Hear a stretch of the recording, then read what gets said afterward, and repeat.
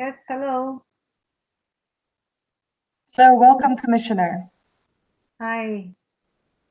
Oh, no.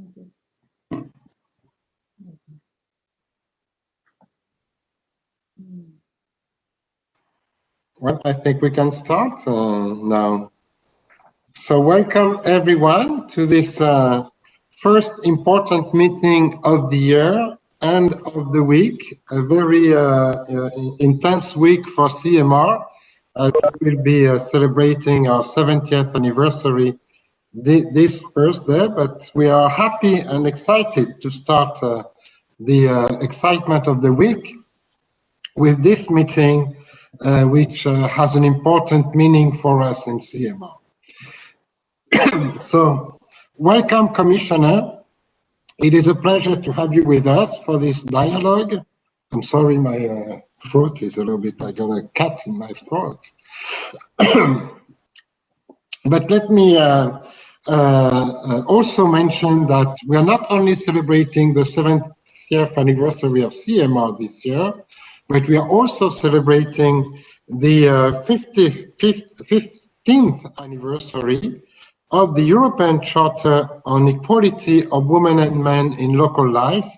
The celebration will be in May, but we want to take this momentum of this year to address some important issues related to equality, diversity, and this is a great start of the year. So it's also a start for our new committee on equality of women and men in CMR with a new chair who I'm happy to welcome also, Silvia Battardi, I hope I pronounced your name all right, who has taken the lead of this committee after a few years of chairing by our colleague from Sweden, and I know that Sweden and Sarah will remain very active in the committee, of course, as many of our associations are. So just a quick note for you, Commissioner, to tell you a little bit what we are in CMR. The Council of European Municipalities and Regions is the federative associations of national associations of local and regional governments, representing altogether 60 national associations from 41 countries, so larger than the European Union. But altogether, we are the voice of 130,000 cities, towns, and regions across Europe, including in your country, Malta, with the Maltese Associations of Local Governments, which I'm sure you're familiar with. CMR has been active for a long time on rule of law, democracy, local democracy, and also on gender equality. As early in the 1980s, elected women noticed that the gender balance was not really respected in our organization, and they wanted to raise that issue and had a first important conference in Pisa in Italy in 1983, gathering several hundreds of women elected all across Europe. And that was the start of a journey for us that led us to become now and to be at the moment the only and first international organization with equal participation and equal representation in our statutory bodies. CMR has conducted several studies on women in politics, the first one in 2008 on local politics, but we renewed this performance a couple years ago, or last year even, proposing a study and a report on women in politics at all levels of governance in Europe, from the local to the European level, and I'm sure there will be some exchanges on this. Through the creation also of an observatory on the implementation of the Equality Charter that was launched in 2012 and developed with indicators in 2015 to support the implementation of the Charter by cities and local governments, and to help them monitor their progress along the year. At the start of this new decade, we also witness worrying trends of increasing backlash against women's rights, gender equality, political harassment and violence, and of course, in the recent month, the impact of COVID on domestic violence and new challenges. I would mention also that, and I know we have the presence of colleagues also from Poland with us, that some state governments are challenging women's rights in some countries, including contesting the right for cities to implement the European Charter on equality, and that will be an issue for us as well. However, we believe that we have some reasons to be hopeful with the strong support and political commitment to equality from the first ever female Commission's president, Ursula von der Leyen, and we heard her commitment into this field of activities. Gender equality is back on the agenda of the European Union, and more important than ever, your presence here today, Commissioner Dalli, is a testament for us of this engagement.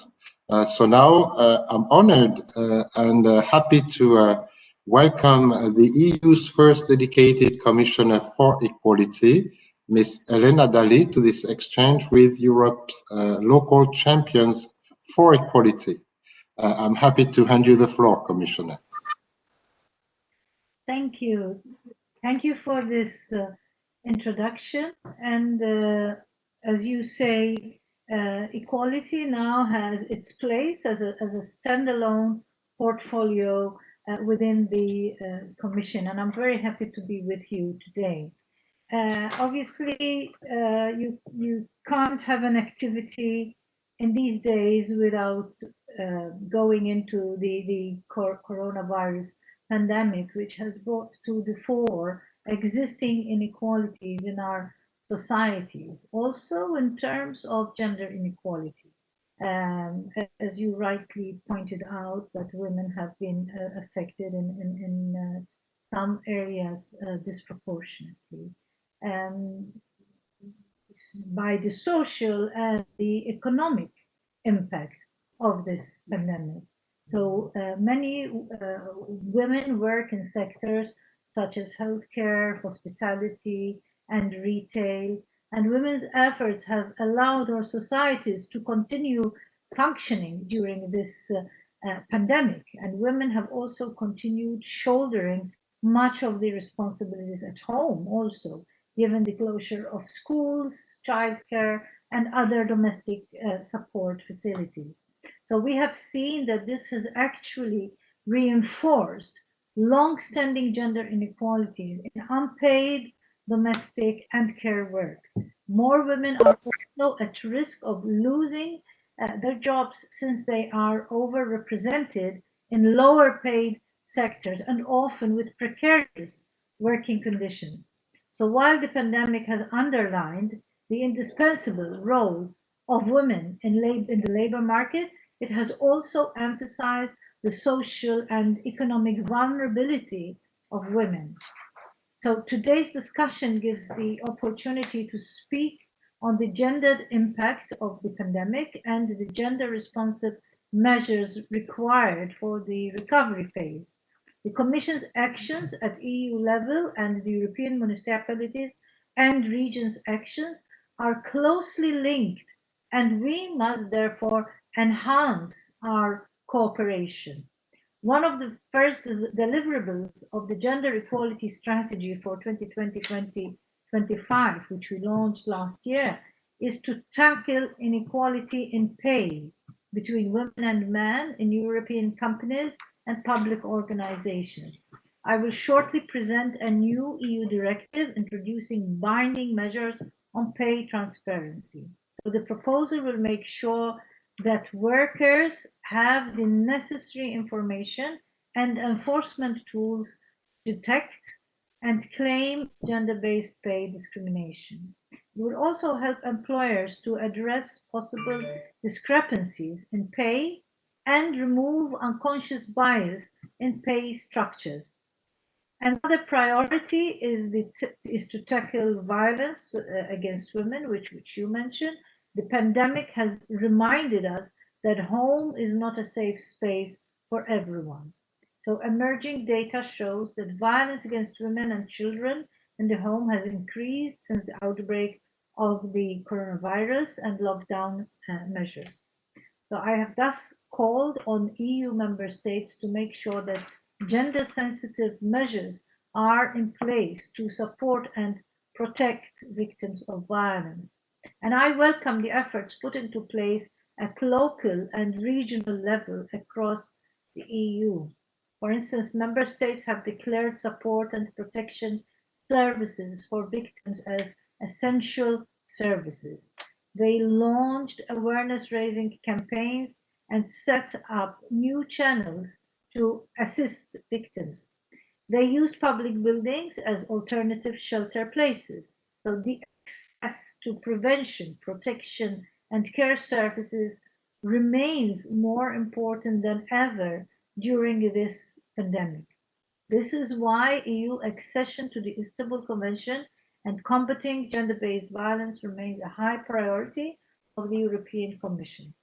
The Istanbul Convention is the benchmark for international standards for tackling gender-based violence. So the Commission will do all it can to conclude EU accession, but if this is not possible, we are preparing alternative ways to strengthen the EU legal framework on gender-based violence. Tackling the aftermath of the coronavirus pandemic will be a challenge for all of us. The new EU budget will continue to support equality-related projects, including civil society organizations at the local and regional levels. So we must continue our common work and ensure that a response to the coronavirus is clearly gender sensitive. Therefore, the actions set out in the gender equality strategy are more relevant than ever.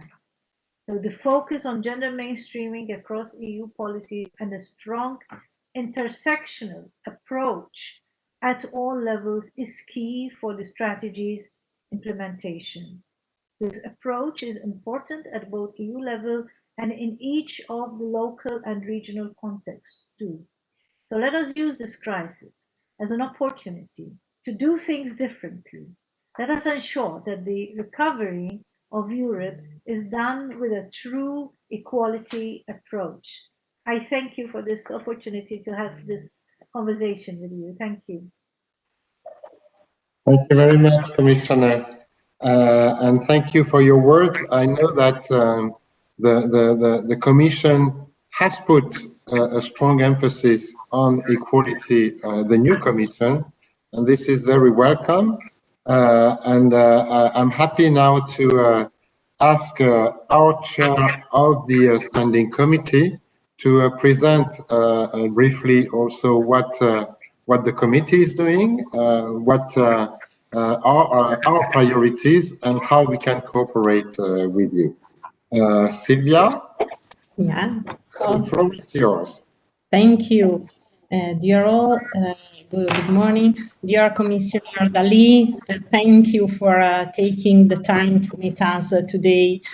I think we can agree about the great progress that has been made on gender equality in Europe over the years.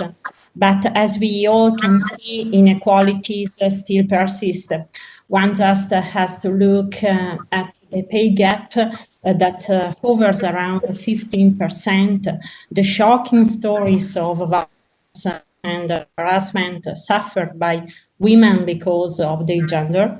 We have heard of many during the coronavirus pandemic, and while the share of women on municipal councils has risen to 29% compared to 23% 10 years ago, will still only account for 15% of measures in Europe, according to CEMR's 2019 study.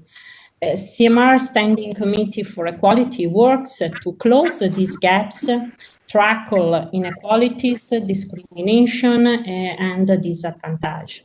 Our mission for this decade is to promote gender equality at European and international level as a transversal issue. We advocate for gender equality to be addressed in its own right, and for equality of women and men to be assessed and addressed in all policy areas, including budgets. And to achieve this, CEMR and this standing committee will first look inward, strengthen gender equality and gender mainstreaming within our organization and its member association. Second, increase awareness and support for the European Charter for Equality and the vital role local and regional governments play in advancing gender equality. And third, raise up local voices for equality and contribute to development, the implementation of the European gender equality strategies. Share our knowledge and expertise in Europe and with our partners at international level. And finally, actively promote equality between women and men in the decision-making process at all levels, particularly through our studies and surveys. The mission of objectives are the result of nearly 40 years of progressive development of the gender equality portfolio within CEMR, thanks to lobbying started by local elected women and successive contribution of the Standing Committee for Equality, which was created in 1992. It's my honor to continue to carry this torch and tradition in CEMR. And during my mandate, our activities will include the celebrating 15 years of the European Charter for Equality, starting a review of the Charter's sources and areas for future development to keep it useful to cities and regions for another 15 years into the future.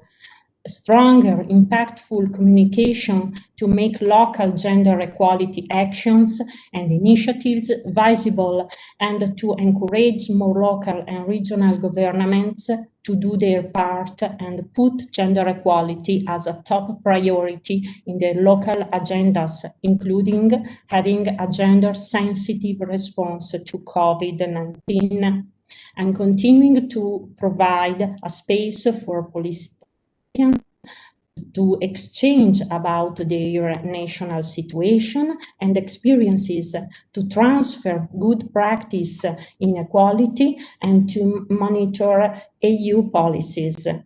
Sometimes the role of local governments in promoting and achieving gender equality isn't immediately recognized, and that can be a missed opportunity. Local government is uniquely positioned and motivated. Their work is driven by responding to the needs of all people in their community and providing key services, and they are responsible for. So why do we, CEMR and Local Governments Association, care about gender equality? Local and regional governments are the closest level of government to the people. It's the best position for understand the needs and interest of the citizens.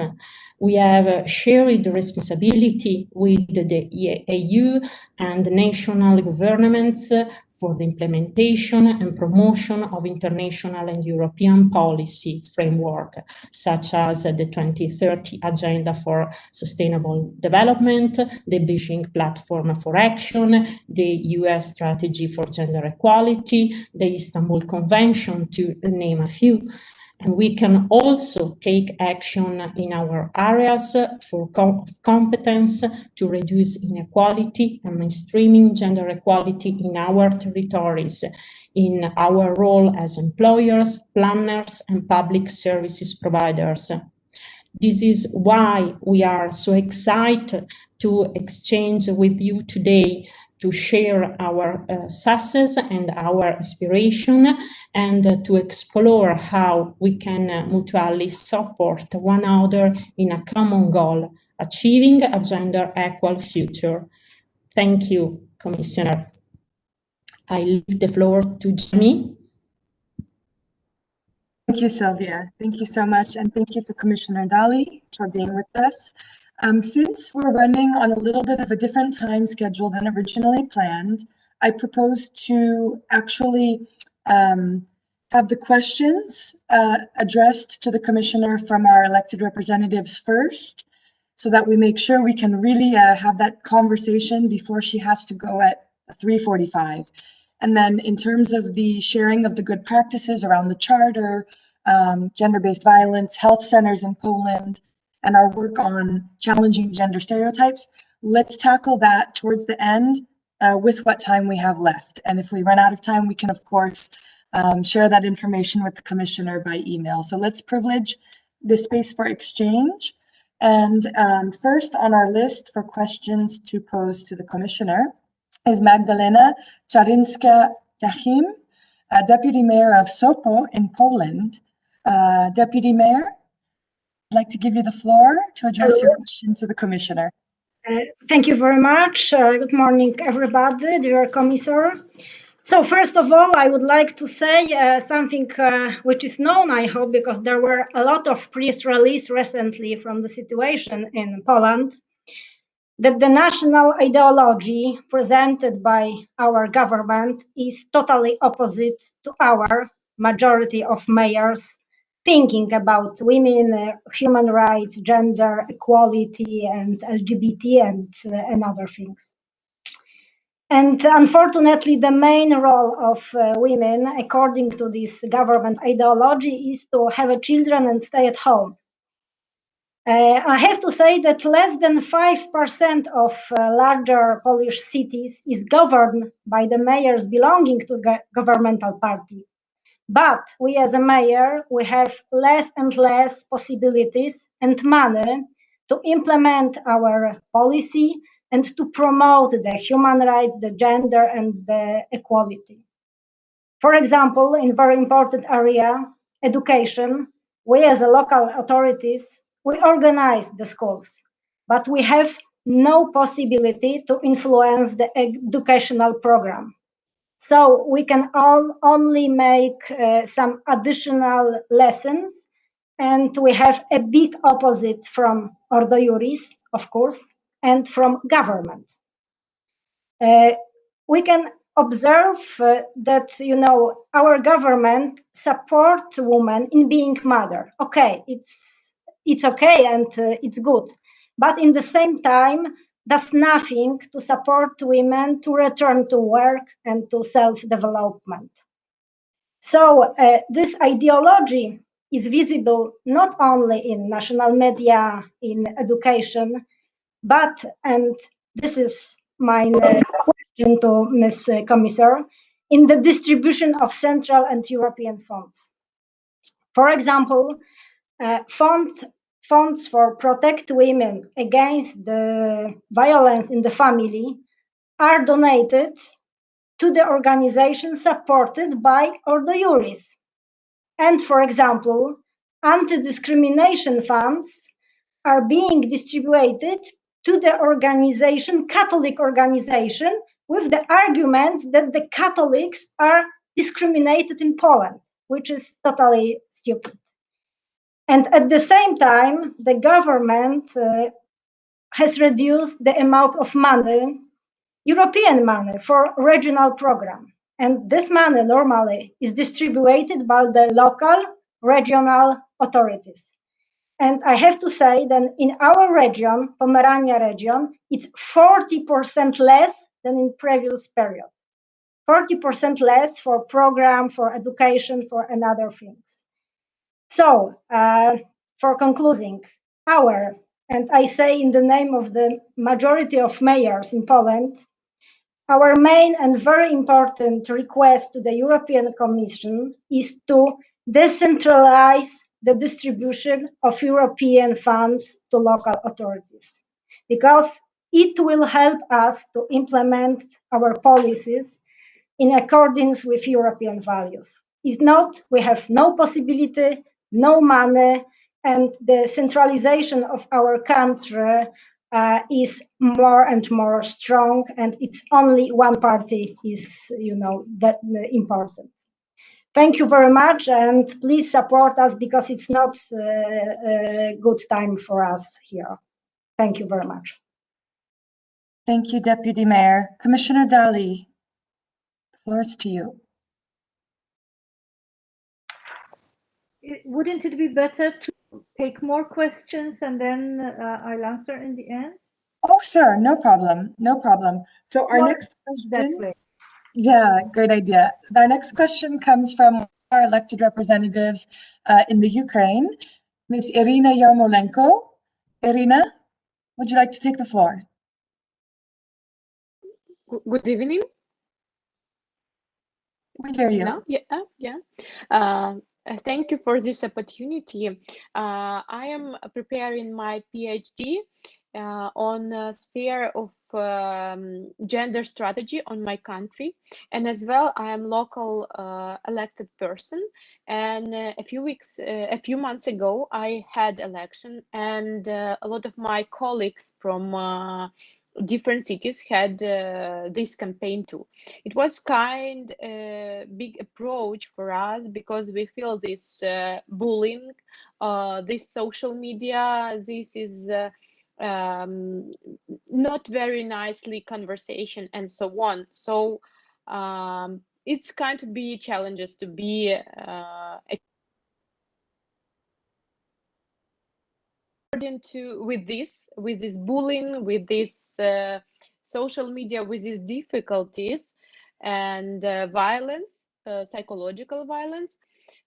According to that, we have this Gender Action Plan 3, how it links to European strategy on gender equality. I was happy to work with these documents and read them, but I want to hear real voice from real authors of these impressive documents. Well put, Irina. Thank you so much for making the link to GAP 3. So looking forward to hearing the Commissioner's comment on that. Third, we move to Mr. Emil Goberg, Regional Councillor of Östergötland in Sweden and our Vice Chair of the Standing Committee, who has a question on gender and COVID. Thank you, Jamie, and thank you so much, Commissioner, for participating. The COVID-19 crisis and its consequences, as you said, have a clear gender perspective as they affect women and men differently and have highlighted existing inequalities and shortcomings with regard to gender equality and women's rights. Women have at the forefront of the fight against COVID-19 pandemic. Women and girls will be affected disproportionately in the short, medium, and long term. The impacts range from a worrying increase in gender-based violence, as you also mentioned, and harassments, unpaid and unequal care, and domestic responsibilities through restricted access to SRHR and to massive economic and work impact for women, particularly healthcare workers, caregivers, and workers in other feminized and precarious sectors. Specific measures to counterbalance this are needed. Recovery programs or transition funds should be allocated in a gender balanced manner. Austerity measures have been proven harmful to women's rights and gender equality in the past. The problems and challenges facing humanity are global, and they have to be dealt with at the local level. It's at the heart. It is at here that the concrete work for gender equality is being done. A gender-sensitive response to the pandemic for the local and regional level is needed. In your opinion, how can that be done? Thank you. Thank you, Emil. And we had one comment, a question in the chat coming from the head of office for our Austrian Association, Simona Volesa.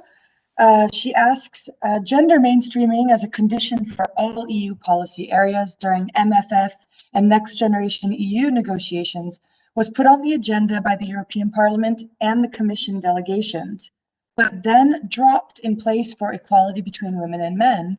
Why did the Commission's delegation not insist on more gender mainstreaming? So that is the last question that I think we'll be able to cover for now. I'm sorry, Marta?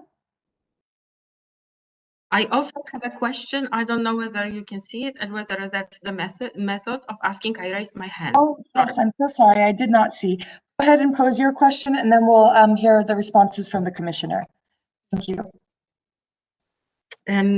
Thank you very much. I will briefly refer to the issue already mentioned by the Secretary General Frederick Vallier, to whom I'm grateful for this warm welcome. Thank you very much. Despite this 15-year-long history of the European Charter for Equality of Women and Men in Local Life, it is a relatively new topic in Poland. The City Council of Poznań passed a resolution on adopting the Charter in February last year. Unfortunately, the supervisory authority, which represents state government in the region, that is the voivode, repealed this resolution, claiming that the council had violated and exceeded its competence by adopting this charter. We, of course, filed a complaint with the regional administrative court. Unfortunately, the court agreed with the voivode's decision for reasons explained very well already by Magda Czarzyńska-Jachim. Last October, we lodged a cessation complaint with the Supreme Administrative Court, and we expect we might wait for the court's decision for up to 2 years. This political situation in Poland and this example of Poznań, of what may happen when you adopt the charter, when you want to try to do it right by the City Council resolution, shows that it might be difficult for local governments in Poland to effectively adopt and implement the charter. Unless city mayors decide to sign the charter as a totally symbolic gesture, which might finally lead or might not lead to developing and adopting gender equality policies.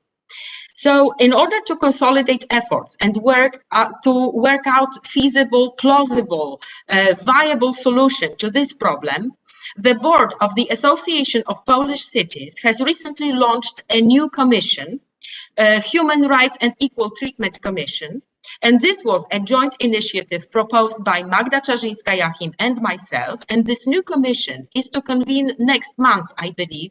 We will work out on a joint strategy concerning adopting the charter by Polish cities. And here is my request and my question. We will most probably request the Commission here, but also Madam Commissioner, we will come to this forum explaining our solution, and we would like to ask you probably whether it's possible or not to get like a stamp, like an approval that this is also feasible, and we might need high-level political support to overcome this challenge that I presented. And the question is, can we count on you? Thank you. Hey, big questions. So Commissioner Dalli, in the minutes that we have left with you, I'll let you tackle these really excellent questions from our members, sometimes a little bit challenging. Yes. Thank you. Love to hear from you. Yes, thank you for these questions and suggestions also. In fact, I want to start by saying that I am taking note on the proposal to decentralize EU funds. So I will discuss this matter with my colleagues working in this area. To me, this proposal makes a lot of sense. I understand why you are making this proposal. So I hope that we can, proceed in this direction. With regards to the gender equality strategy and action plan 3, these work hand in hand.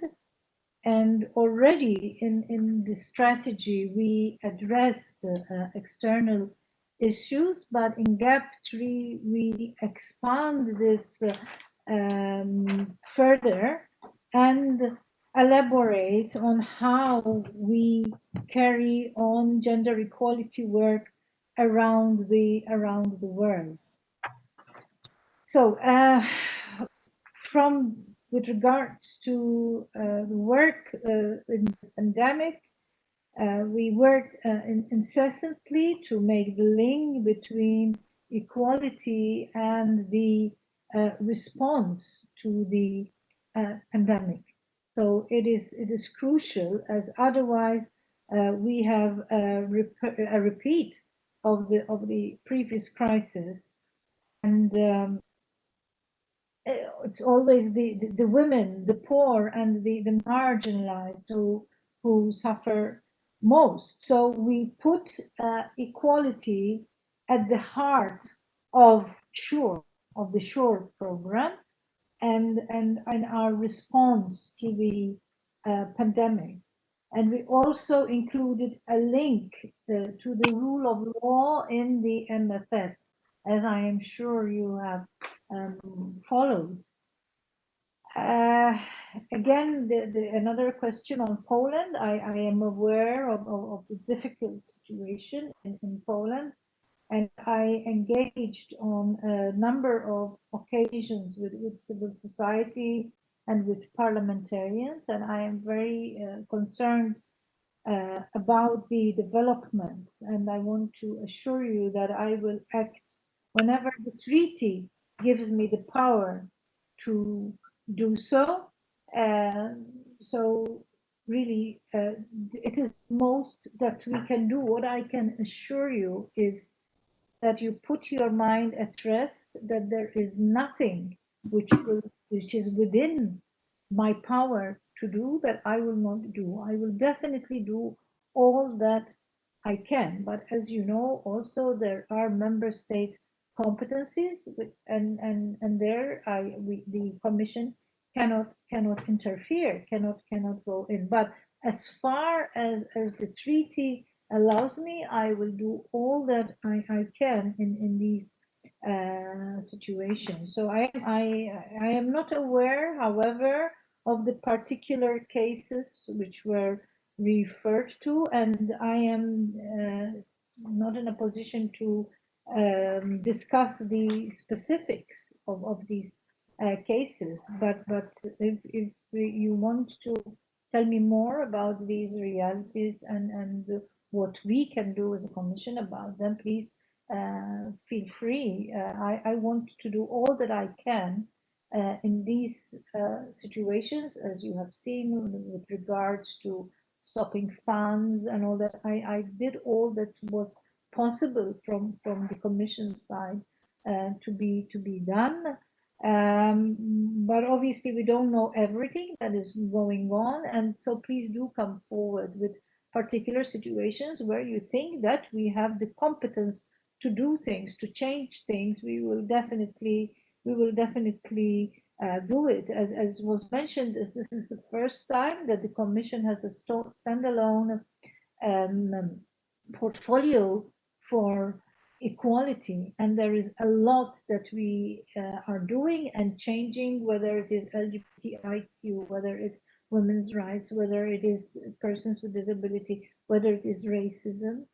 We have a strategy on all these areas and action plans on all these areas. We also have legislative proposals, but we need to work hand in hand with you, because you are the experts on your areas in your member states.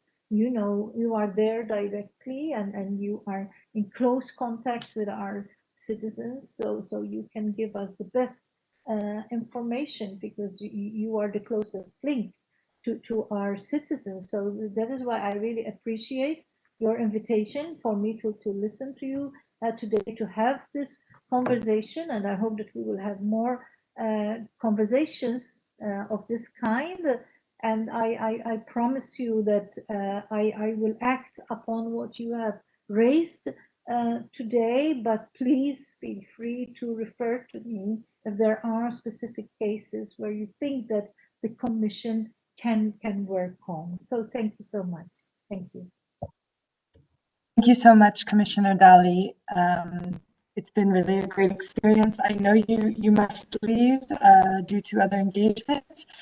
Ask everybody to turn on their camera briefly to take a family photo before Silvia Beraldi officially thanks the Commissioner and bids farewell. So everybody who can, cameras on, your best gender equality smile. Okay, I'll count down. So when I get to 3, I will take the photo. 1, 2, 3. Okay, and maybe my colleagues can take some as well. 1, 2, 3. Super. So Silvia, to you to bid the Commissioner farewell on behalf of the Standing Committee. Yeah, Commissioner Dalli, I hope that you have found this conversation fruitful and inspiring. I hope it's clear, if we're not already convinced, that you can count on us, Europe's local and regional governments, as your allies to achieve a union of equality during your historic mandate. Going forward, your committee is optimistic. Our committee is optimistic that with the new European programming period, there will be increased support from European Commission on local initiatives to achieve the goals in the Europe strategy for gender equality strategy and the Europe Action Plan for gender equality and women's empowerment in external relations. Thank you again for this opportunity, and we look forward to strengthening our cooperation with you and your team. Thank you very much. Thank you.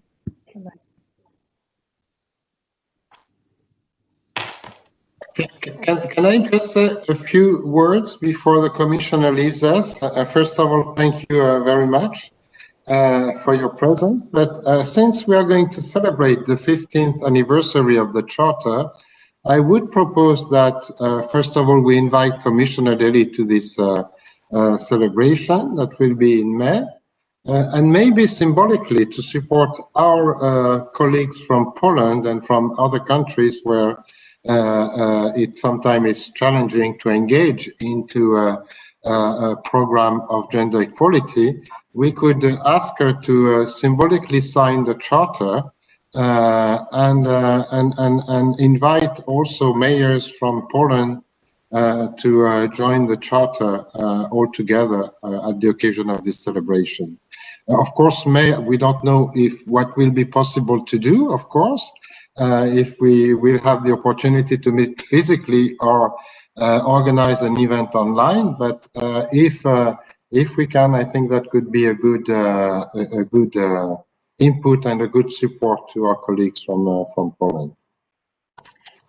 Thank you, Frederick, and thank you again, Commissioner Dalli. You can be sure that we'll be in touch with you and keep you updated on what we're doing and find the best opportunities to enhance our collaboration. Thank you again, and have a wonderful afternoon. Bye-bye. Goodbye, everybody else. you so much for participating.